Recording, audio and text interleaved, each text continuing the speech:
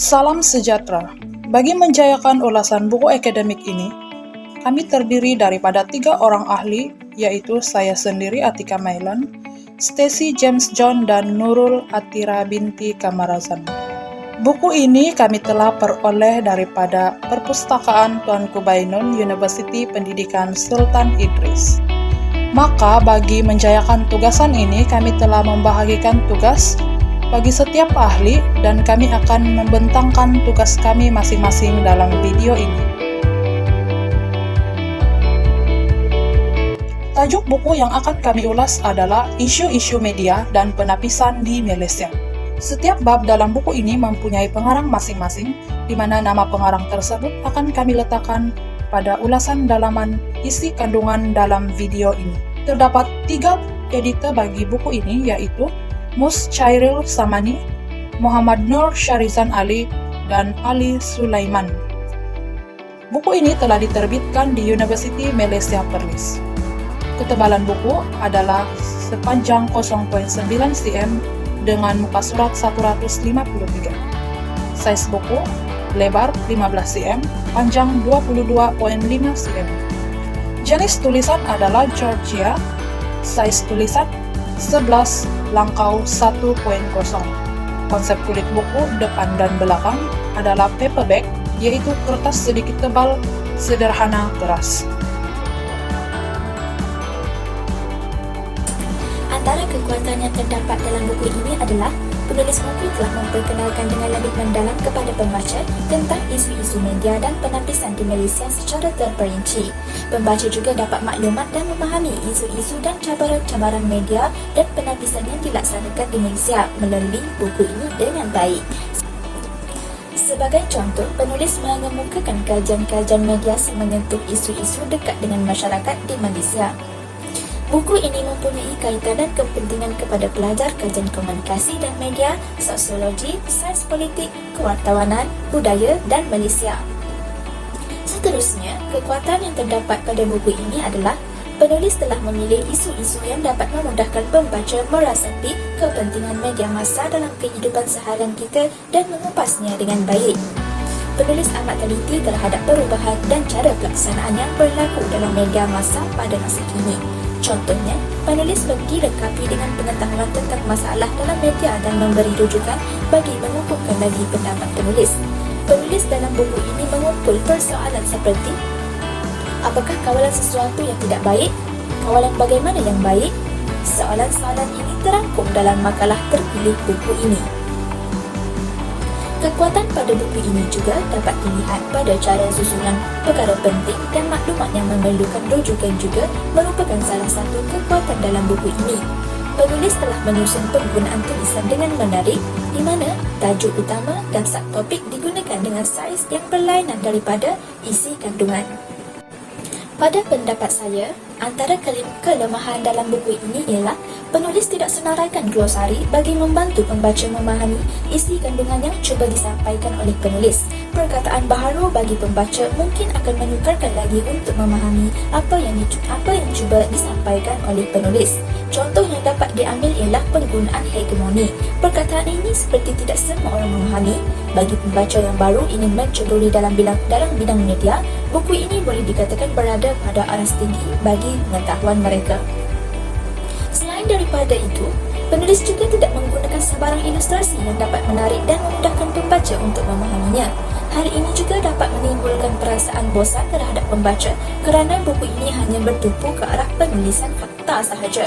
Sekiranya penulis dapat memasukkan ilustrasi bagi menarik minat pembaca dengan adanya gambar yang berwarna dan sebagainya. Bagi kelemahan yang dapat dilihat pada buku ini ialah penggunaan jadual atau tulisan yang hanya berwarna hitam dan putih tidak membuat para pembaca untuk seronok membaca. Pada pandangan saya, jika penggunaan jadual mungkin lebih sesuai penggunaan warna selain hitam dan putih. Antara ciri-ciri istimewa yang terdapat pada buku isu-isu media dan penapisan di Malaysia ialah mudah didapati. Memandangkan buku ini kami perolehi di Perpustakaan Universiti Pendidikan Sultan Idris, namun para pembaca juga boleh mendapatkan buku ini di laman sesawang iaitu Shopee. Selain itu, ciri keistimewaan buku ini adalah Tulisan yang digunakan sangat jelas dapat menambah daya tarik para pembaca.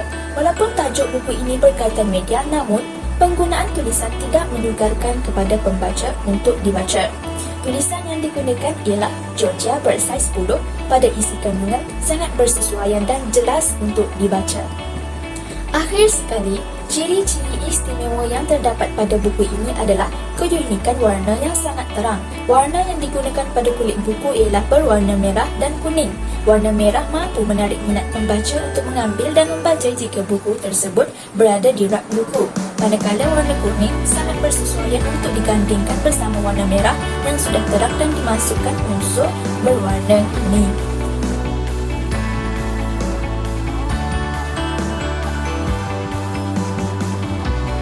Bab ini membincangkan tentang agenda penapisan media yang melibatkan maklumat, nilai dan etika yang berlangsung di sepanjang sempadan-sempadan budaya dan politik sesebuah masyarakat, konteks sejarah dan isu semasa yang berkisah tentang perfilman dalam dan luar negara.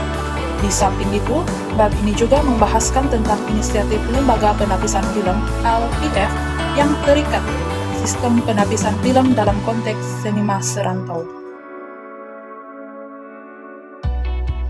Bab ini membentangkan mengenai persekitaran dunia media baru. Dalam bab ini, pembaca akan mengetahui tentang isu persekitaran media baru, seperti kewujudan internet sebagai akses yang membuka peluang untuk pelajar dalam kegiatannya. Di samping itu, bab ini juga menceritakan tentang konsep tapisan kendiri dan konsep kawalan kendiri. Media massa mempunyai pengaruh yang cukup besar dalam masyarakat hari ini, hingga mewujudnya konsep yang mampu membantu diri dalam menghadapi sifat negatif yang terdapat di dalamnya. Bab ini menghuraikan tentang pengisian budaya dan film cerita rekaan Melayu bergenre seram. Di sini, penulis telah menyenaraikan 18 senarai film serang Melayu terbaik tahun 2011. Di samping itu, dalam bab ini, penulis menceritakan tentang pro dan kontra penghasilan film seram produksi tahun 2011. Bab ini pula membincangkan tentang analisis awal terhadap penggunaan jaringan sosial. Media sosial menjadi isu kepada pengaruh kehidupan seharian manusia. Hasil dari perkembangan media baru, dunia menjadi lebih terbuka atau biasa digelar dunia tanpa sempadan. Bab ini menuliskan tentang penggunaan dan pengadaptasian budaya media baru di Malaysia. Dalam bab ini, pembaca akan mengetahui tentang maksud media baru, budaya media baru dan media baru di Malaysia. Bab ini menceritakan tentang isi kandungan film dokumenter sejarah The Kintal Story pada tahun 1949 dari segi naratif dan teknik penerbitan yang digunakan. Melalui penilaian naratif dan penerbitan film dokumenter ini, pembaca dapat mengetahui betapa bahayanya ancaman komunis kepada masyarakat. Selain itu, usaha dan kerjasama antara kerajaan dengan rakyat juga amat diperlukan dalam sesebuah masyarakat bagi menjayakan rancangan yang telah direncanakan oleh pihak kerajaan. Bab ini menceritakan tentang isu etika dalam pengiklanan dan implikasinya kepada institusi pengiklanan di Malaysia. Pengiklanan ini terbuka kepada pujian dan juga kritikan keras daripada pengguna serta masyarakat. Bagi pengiklanan dalam Malaysia, terdapat undang-undang dan etika yang harus dituruti. Secara keseluruhannya, semua iklan tidak boleh melanggar undang-undang dan harus sopan, jujur, dan juga benar. Bab ini menjelaskan tentang peranan dan cabaran Akbar pada zaman pemerintahan Mahathir. Di sini dijelaskan bahwa Akbar mempunyai ruang yang agak terbuka untuk mengkritik kerajaan. Dalam keadaan biasa, kerajaan tidak begitu peduli akan laporan dalam akhbar alternatif. Namun, kebebasan ini coba dibataskan, terutama sekali jika isu tersebut menarik perhatian umum dan terlalu panas, keadaan politik yang tidak begitu stabil, dan juga menjelang pilihan raya. Bab ini menjelaskan tentang isu bioteknologi yang tidak mendapat perhatian sewajarnya dalam akhbar arus perdana Walaupun kerajaan telah menjadikan teknologi ini, yaitu bioteknologi, sebagai pemangkin pembangunan negara, isu bioteknologi ini bukanlah suatu isu politik, namun kajian ini menunjukkan bahwa pengamal media sentiasa peka dengan apa yang dilaksanakan oleh kerajaan. Dalam bab terakhir ini, ia menerangkan tentang persaingan agenda media masa baru dan tradisional. Apabila media tradisional dan media baru dibandingkan, pengkaji mendapati bahwa agenda yang dikonstruksikan dalam media baru adalah berbeza dan tidak bersatu. Hal ini berbeza pula daripada media tradisional yang dilihat lebih mengutarakan agenda yang sama. Dalam hal itu, pembaca mempunyai banyak pilihan media massa sama ada dalam dan juga luar negara. Kepelbagaian media dan maklumat ini berarti persaingan kepada berbagai pihak untuk memperluaskan hegemoni, yaitu kekuasaan masing-masing.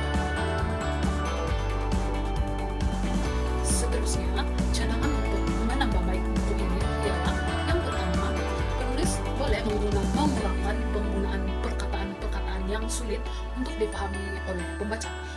Jika penulis ingin menggunakan perkataan tersebut, penulis boleh menyertakan maksud ataupun perkataan yang sinonim dengan yang dimaksudkannya. Selain itu, penulis boleh menyelipkan beberapa raja yang sesuai dengan topik perbincangan agar buku ini mempunyai daya tarikan.